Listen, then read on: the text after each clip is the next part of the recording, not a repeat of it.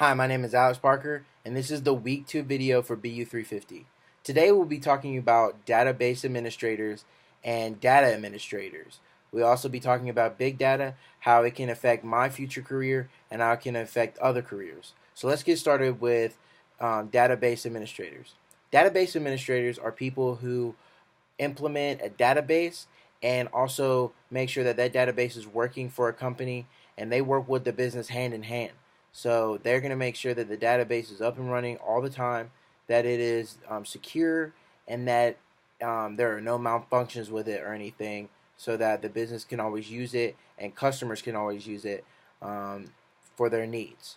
A data administrator kind of helps out with making sure that with little bits of the data inside. So, like for example, if the word customer comes up, they want to make sure that customer is in the database correctly and that it's not being used wrongly, if that kind of makes sense. That's the best definition and example I could find anywhere. And that kind of leads into talking about data administrators and database administrators, talking about big data. Now, big data can be used in a lot of ways. There are different ways to use big data. But the question was, how can I use big data in my career, my future? And I want to be a sports broadcaster. Whether that's through radio or through TV, I love talking about sports. I think sports are great. And one day I hope to be talking on the radio while y'all are going down the road, listening on in your car. But in order to be a great sports broadcaster and know what you're talking about, you have to have stats. Well, a database can hold your stats, and that's where a lot of big-time anchors or radio analysis people get their information, is through a database that has stats. And the database has to be organized and ready to go in order to get the right stat. So I can't talk about, quarterback throwing a lot of touchdowns and all this stuff if I don't have the right stats. And that's just not for my career. It's also for another career.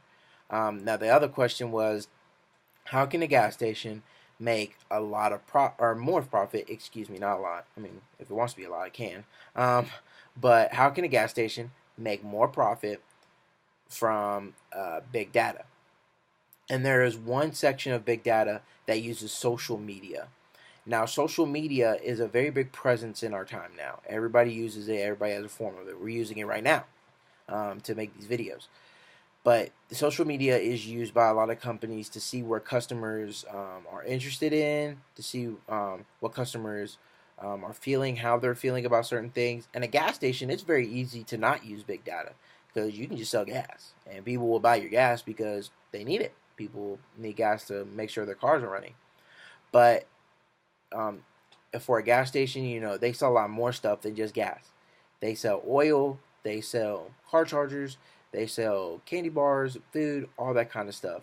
And the only reason they do that is because they know that customers want these things. They know that customers are really interested in not just getting gas, but getting, something to quench their thirst while on the road, or satisfying their hunger, or making sure their oil is topped off and good and in shape. And I think that a better way to make sure that customers are satisfied and to better your profit is to use the social media database that you can acquire or get your hands on or get into, whatever. So that is it for this week's video. If you have any comments or questions, please comment below. And I would love to hear if y'all have any remarks. Thank you. Have a great week.